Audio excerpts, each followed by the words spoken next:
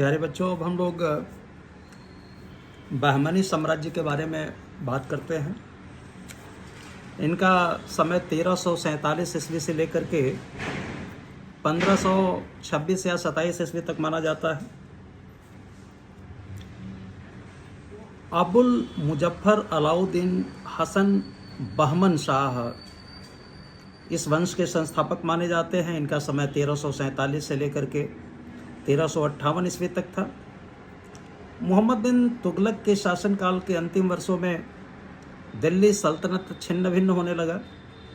इसका लाभ उठाकर एक महत्वाकांक्षी अफगान जफर खान ने 3 अगस्त 1347 को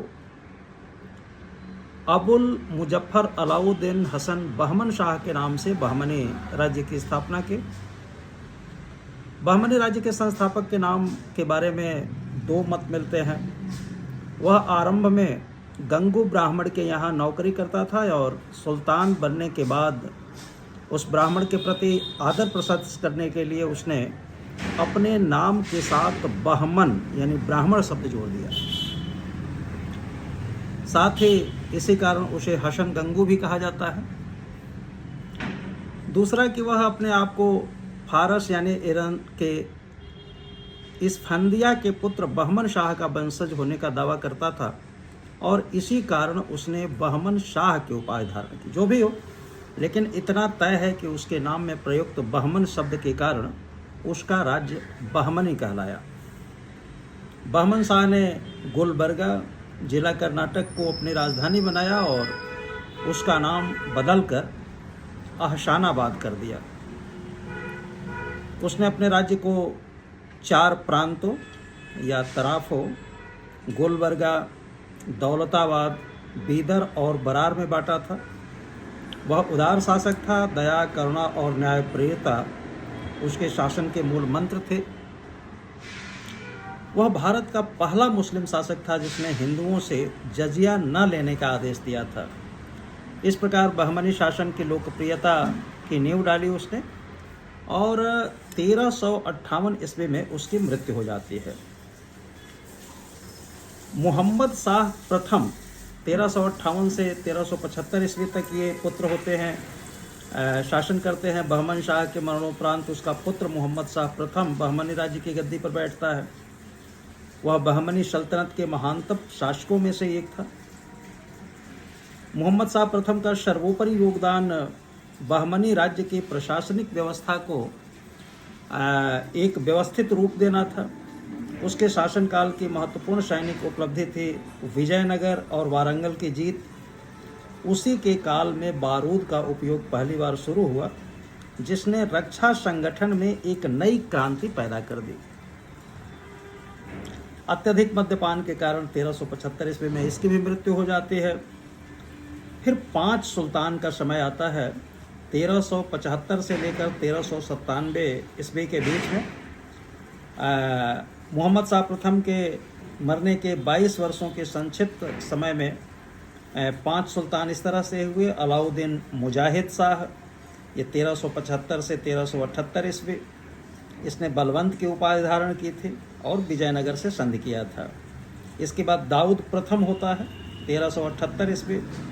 फिर मोहम्मद शाह द्वितीय होता है 1378 से 1397 ईस्वी। यह शांतप्रिय था, विद्या का संरक्षक था। फिर गयासुद्दीन तहमातन राजा बनता है 1397 ईस्वी और शमसुद्दीन दाऊद द्वितीय 1397 ईस्वी। उक्त 5 सुल्तानों के काल में अफाकियों अर्थात विदेशियों, ईरान, अरब, तुर्क से दक्षिण भारत आने वाले मुसलमान तथा दक्खनियों या गरीबों उत्तर भारत से आकर दक्षिण भारत में बसने वाले मुसलमान के बीच भयंकर रस्साकशी होती है और आगे चलकर यह रस्साकशी बहमनी साम्राज्य के विनाश का प्रमुख कारण बनती है। फिर ताजुद्दीन फिरोज 1397 से 1422 ईस्वी के बीच में सुल्तान बनता है। उसके समय में अफाकियों व दक्कनियों के बीच विद्वेष पहले से अधिक बढ़ गया।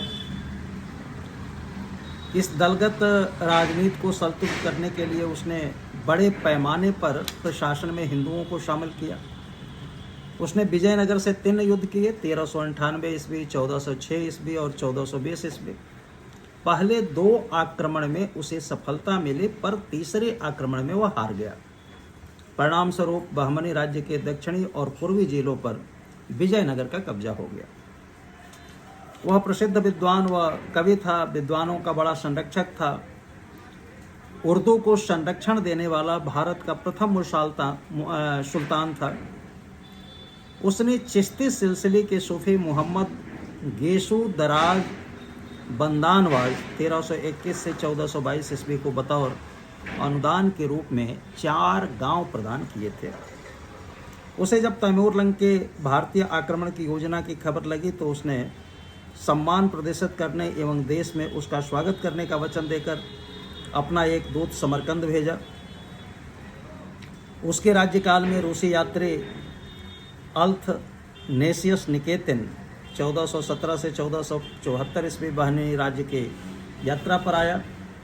रूस निवासी निकेतिन घोड़े का व्यापारी था। उसके वृतांत में बहमनी शासन के अधीन राज दरबार, सेना और लोगों की दशा का विवरण प्राप्त होता है। ताजुद्दीन फिरोज का अंतिम समय बड़ा कष्ट में बीतता है। फिरोज को उसके भाई अहमद ने 1422 ईस्वी में गद्दी से हटा दिया। फिर सिहाबुद्दीन अहमद शाह प्रथम शासक होता है। ये 1422 से 1436 ईस्वी के बीच में समय है इसका। अहमद शाह प्रथम सबसे पहले गुलबर्गा के स्थान पर बीदर को राजधानी बनाया। कारण एक तो बीदर बहमनी साम्राज्य के केंद्र में स्थित था और दूसरे वह गुलबर्गा के षड्यंत्रात्मक वातावरण से दूर रहना चाहता था। इस नवीन राजधानी बीदर का नाम बदलकर उसने मोहम्मदाबाद कर दिया। पिछले युद्ध में वारंगल द्वारा विजयनगर का साथ देने के कारण अहमद शाह प्रथम ने वारंगल पर चढ़ाई की, राजा को मार डाला और वारंगल पर अधिकांश भाग अपने राज्य में मिला लिया। उसने गुजरात के साथ भी एक संधि की, दक्षिण भारत के पूर्वी तट के लिए संघर्ष करता रहा। उसने अफाफी सलाम हसन को मलिक उत तज्जूर की उपाधि और वकील सल्तनत का पद दिया। इस युक्ति से राज्य के सांप्रदायिकता को बढ़ावा मिला। उसकी धर्मनिष्ठता एवं सूफी गेसू दराज बंदानवाज से निकट संबंध होने के कारण उसे वली या संत कहा जाता है। अलाउद्दीन अहमद शाह द्वितीय 1436 से 58 ईस्वी के बीच में शासक होता है। इसने तेलंगाना, गुजरात, खानदेश, विजयनगर और मालवा से संघर्ष किया। उसके काल में उड़ीसा के गजपति नरेशों की साम्राज्यवादी महत्वाकांक्षा के कारण उससे संघर्ष हुआ। उसके शासन के अधिकांश युद्ध निरर्थक सिद्ध हुए। उसके शासन काल में महमूद गावा का पहली बार उल्लेख मिलता है, अलाउद्दीन अहमद शाह द्वितीय के समय में। महमूद गावा जन्म से ईरानी था, व्यापारी था। किसी ने सुल्तान से उसका परिचय कराया और शीघ्र ही उसका प्रिय पात्र बन गया। उसे मलिक उत तज्जुर व्यापारियों का प्रमुख की उपाधि दी गई। उसे नलगोंडा के विद्रोह का दमन करने के लिए नियुक्त किया गया। अहमद शाह द्वितीय ने एक अस्पताल की स्थापना की और उसे ढेर सारा धन दिया। वर्ष 1458 ईस्वी में उसकी मृत्यु हो गई। फिर अलाउद्दीन हुमायूं 1458 से 61 ईस्वी के बीच में शासक होता है। अहमद शाह द्वितीय का ज्येष्ठ पुत्र था और उत्तराधिकारी वह था। राज्यारोहण के उपरांत उसने महमूद गावा को प्रधानमंत्री नियुक्त किया। अलाउद्दीन हुमायूं ने 3 वर्ष के संक्षिप्त शासनकाल में उसे 3 विद्रोह का सामना करना पड़ा, जिसे महमूद गावा ने सफलतापूर्वक दमन किया। अलाउद्दीन हुमायूं को उसकी क्रूरता के कारण जालिम कहा जाता था। फिर निजामुद्दीन अहमद 1461-63 के बीच में सुल्तान बनता है। यह अल्पायु में 8 वर्ष की आयु में सुल्तान बना। चूँकि यह अल्पवयस्क था, इसलिए उसके दिवंगत पिता ने अपने जीवन काल में ही प्रशासकीय परिषद का गठन कर दिया और जिसमें राजमाता मखदूम जहाँ मतलब नरगिस बेगम, महमूद गावा, ख्वाजा जहाँ आदि सदस्य थे। राजमाता मखदूम जहाँ ने सत्ता की बागडोर अपने हाथ में रखी। सुल्तान की अल्पवयस्कता का लाभ उठाकर उड़ीसा के शासक कपिलेंद्र गजपति ने दक्षिण की ओर तथा मालवा के महमूद खलजी ने उत्तर की ओर आक्रमण कर दिया, पर अंततः बहमनी सेना विजयी रही। कालांतर में उड़ीसा और खानदेश की संयुक्त सेना के साथ मालवा के शासक महमूद खलजी ने दक्कन पर आक्रमण कर दिया और बीदर को कब्जे में ले लिया। सुल्तान निजामुद्दीन अहमद के परिवार को फिरोजाबाद में शरण लेना पड़ा, किंतु कूटनीतिक विशेषज्ञ महमूद गावा ने गुजरात के सुल्तान का सहयोग लेकर मालवा के सुल्तान को परास्त कर दिया और राज्य में पूर्व स्थिति बहाल की। अकस्मात 1463 ईस्वी में अल्पायु में ही सुल्तान की मौत हो गई। फिर शमसुद्दीन मोहम्मद तृतीय सुल्तान बनता है 1463 से लेके 1482 ईस्वी के बीच में। इस समय महमूद गावा का पूरा वर्चस्व रहता है। दिवंगत सुल्तान का छोटा भाई शमसुद्दीन मोहम्मद तृतीय राज्यारोहण के समय 9 साल का था। अब राजमाता मखदूम जहां ने राजनीति से संन्यास ले लिया। महमूद गावा को प्रधानमंत्री का पद और ख्वाजा जहां का खिताब मिला। अगले 20 वर्षों का इतिहास महमूद गावा के वर्चस्व का इतिहास है। महमूद गावा का युग बाहमनी साम्राज्य का महानतम युग था। साम्राज्य का अधिकतम विस्तार उसी के काल में हुआ। बहमनी साम्राज्य अपनी चरमोत्कर्ष के समय उत्तर में खानदेश से लेकर दक्षिण में तुंगभद्रा तक तथा दक्षिण पश्चिम में गोवा से लेकर उत्तर पश्चिम में उड़ीसा तक विस्तृत था। महमूद गावा के समय में बहमनी साम्राज्य 8 प्रांतों में बटा हुआ था। गावा ने मालवा, संगमेश्वर, कोंकण पर सफल सैनिक अभियान किया। महमूद गावा की राय में उसकी प्रमुख सैनिक उपलब्धि थी दाभोल, गोवा सहित पश्चिमी समुद्री तट पर आधिपत्य। इन बंदरगाहों, खासकर गोवा के हाथ से निकल जाना, जो विजयनगर का सर्वाधिक उत्तम बंदरगाह था, विजयनगर के लिए भारी नुकसानदेह साबित होता है। विजयनगर के नेल्लोर एवं कांची प्रदेश पर आक्रमण कर महमूद गावा का अंतिम सैनिक अभियान था। महमूद गावा अफाफे था और वह विजयनगर के विरुद्ध सैनिक अभियान पर था, तो इसी बीच दक्खनियों ने उसके विरुद्ध एक षड्यंत्र रचा। उन्होंने महमूद गावा के नाम से उड़ीसा के पुरुषोत्तम गजपत का एक जाली पत्र बनाया और सुल्तान के समक्ष प्रस्तुत किया। इस पत्र में लिखा था कि महमूद गावा सुल्तान पर हमला बोल दे। महमूद गावा के दक्षिण अभियान से वापस आने पर उक्त पत्र के बारे में उससे पूछा गया। महमूद गावा ने इससे अपने को अनजान बताया, पर बहमनी सुल्तान ने क्रोधावेश में उसे फांसी की सजा सुना दी। 1481 ईस्वी में महमूद गावा के फांसी के 1 वर्ष के भीतर सुल्तान भी अल्लाह को प्यारा हो गया और इस तरह बहमनी साम्राज्य के एक शानदार युग का अंत हो गया। महमूद गावा के मरने के 2 दशक के भीतर बहमनी साम्राज्य की तीव्र गति से पतन होता है। वह एक पराक्रमी योद्धा के साथ साथ विद्या एवं कला का संरक्षक भी था।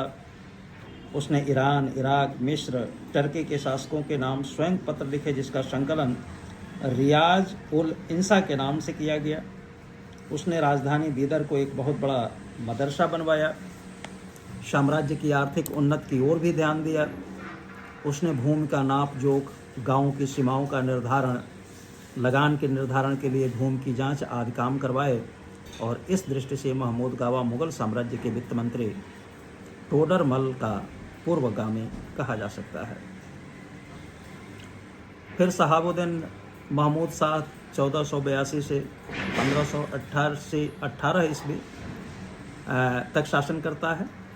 उसके शासनकाल में समस्त बहमनी साम्राज्य आंतरिक षड्यंत्र, विद्रोह, अव्यवस्था से ग्रस्त हो गया और एक तराफदारों या प्रांतपतियों ने अपनी स्वतंत्रता घोषित करना शुरू कर दिया।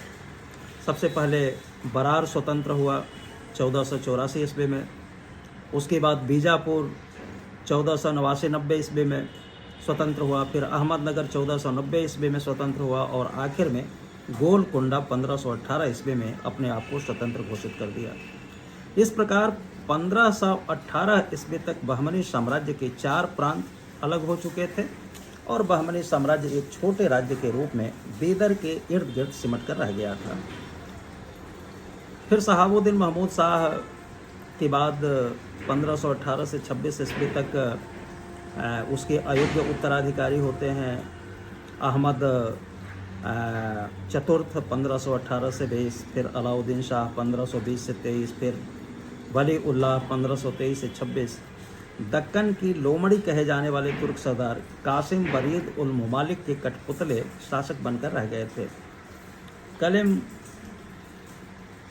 उल्लाह 1526 से 27 ईस्वी इसका समय था। बहमनी वंश के इस अंतिम कठपुतली शासक को 1526-27 ईस्वी में कासिम बरीद के पुत्र अमीर अली बरीद ने विधिवत रूप से हटा दिया और खुद बिदर का शासक बन बैठा। फिर दक्कन की 5 सल्तनत होती है। 1526-27 ईस्वी तक बहमनी साम्राज्य का नामो निशान मिट चुका था और उसकी जगह पर 5 राज्यों यानी दक्कन की 5 सल्तनों ने ले ली थी। इसमें बरार था, बीजापुर था, अहमदनगर था, अहमदनगर के बाद गोलकुंडा था और फिर बीदर था। तो इस तरह से बहमनी साम्राज्य का अंत होता है और अंततः एक खानदेश भी था। खानदेश राज्य नर्मदा और ताप्ती घाटी के बीच प्रदेशों में स्थित था। इस राज्य का नाम खानदेश अर्थात खानों का देश पड़ा क्योंकि इस राज्य के सभी सुल्तानों की उपाधि खान थे इत्यादि। बहुत बहुत शुभकामनाएं।